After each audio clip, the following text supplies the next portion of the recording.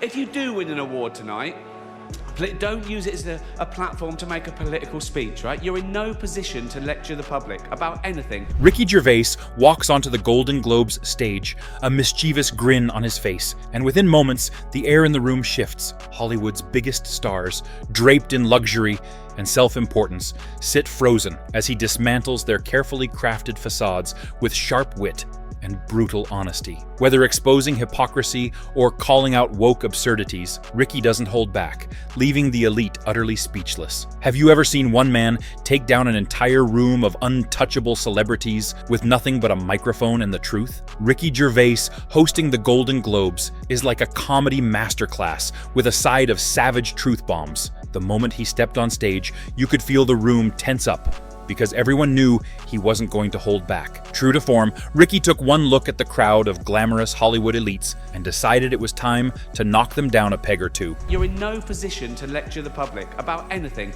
You know nothing about the real world. Most of you spent less time in school than Greta Thunberg. His opening monologue was nothing short of legendary. He started by aiming the celebrities who love to use their acceptance speeches as soapboxes for political and social issues. You're in no position to lecture the public about anything, he said, delivering the line with a smirk that could cut glass. You know nothing about the real world. Most of you spent less time in school than Greta Thunberg. That moment was a gut punch of humor and brutal honesty wrapped into one. The audience didn't know whether to laugh, gasp, or glare. Well, you say you're woke, but the companies you work for, I mean, unbelievable. Apple, Amazon, Disney.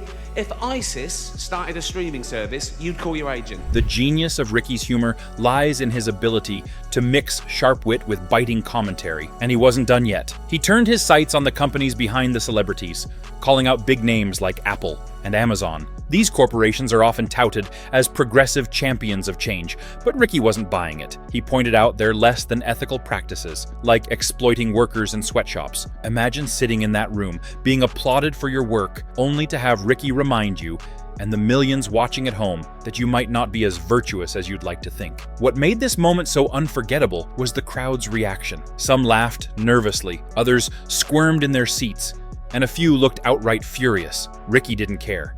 He was there to call out the hypocrisy, the fake smiles, and the carefully crafted personas. It wasn't just a roast. It was a reality check, delivered with the kind of humor that stings because it's so true. When Ricky Gervais decided to take on Hollywood's most powerful executives, he wasn't pulling any punches. Standing in front of a room filled with people who make or break careers, Ricky didn't just tiptoe around the elephant in the room, he charged at it head on. Our next presenter starred in Netflix's Bird Box, a movie where people survive by acting like they don't see a thing.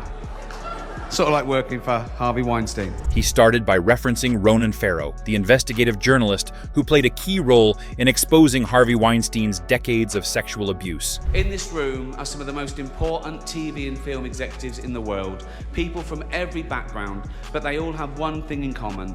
They're all terrified of Ronan Farrow. In this room are some of the most important people in television and film, Ricky said, his tone dripping with sarcasm. But they all have one thing in common. They're terrified of Ronan Farrow. The statement was so direct, so cutting, that you could practically hear the air leave the room. Ricky wasn't just making a joke. He was shining a glaring spotlight on the industry's darker side. He didn't name names, but he didn't need to. The implication was clear, and it hung in the air like a thundercloud. The most uncomfortable part? Everyone in that room knew exactly what he was talking about. It was a big year for paedophile movies. Surviving R. Kelly, Leaving Neverland, Two Popes. Shut up.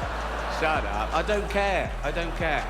But Ricky didn't stop there. He went on to mock Hollywood for producing what he called pedophile movies, referencing documentaries like Surviving R. Kelly and Leaving Neverland. The crowd's reaction was a mix of awkward laughter and stunned silence, as if they couldn't believe he dared to say what everyone else was thinking. "Talking of all you perverts," he said, "it was a big year for pedophile movies." The line was delivered with such casual bluntness that it hit even harder. What made this moment so powerful wasn't just the jokes, it was the truth behind them. Ricky was calling out an industry that often pats itself on the back for being progressive while turning a blind eye to its issues. It was a bold move, especially considering the power dynamics in that room. But as I say, I'm going to be nice tonight. I've changed.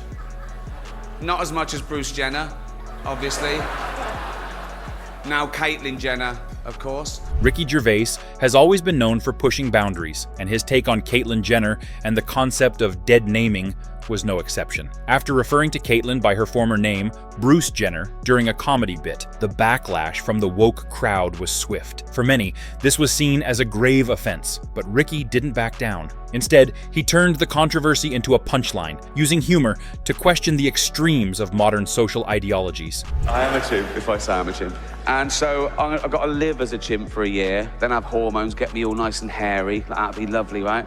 I'm going to stay a male chimp so I can keep all that. With his signature dry wit, he addressed the issue head-on, explaining how he had learned about dead naming only after the outrage. But just when you thought he might show a sliver of remorse, Ricky did what he does best. He flipped the narrative on its head. He joked about identifying as a chimp, saying, "If I identify as a chimp, then I'm a chimp." It was a masterstroke of comedy, using exaggeration to highlight the absurdity of how far some ideologies have gone. Apple roared into the TV game with a morning show, a superb drama, yeah.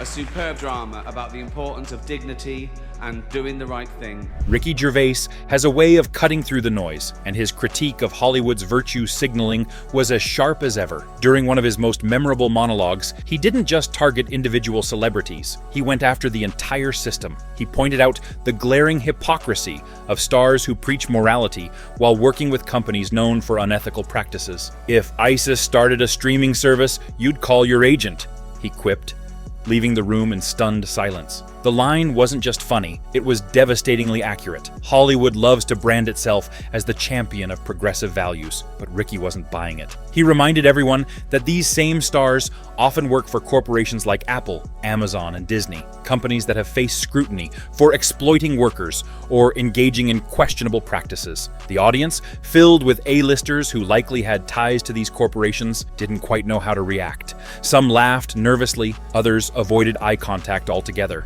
Couldn't actually win one of his own, so he stole someone else's. Our next presenters are two of the funniest people in America.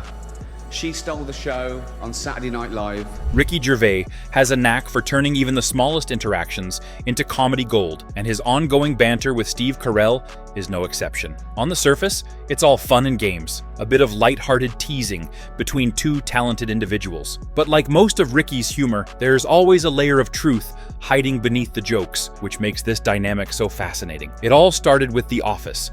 Ricky created the original UK version of the show, where he not only starred, but also wrote and directed. When the American version became a massive hit, Steve Carell quickly rose to fame as the face of the series. People started associating the show almost exclusively with Carell's version, which Ricky couldn't help but notice and comment on. During an awards ceremony, he introduced Steve as the ungrateful Steve Carell, poking fun at his departure from the show and suggesting, in typical Ricky fashion, that Steve had somehow killed the golden goose by leaving. So, what are your thoughts on this? Let us know in the comments below.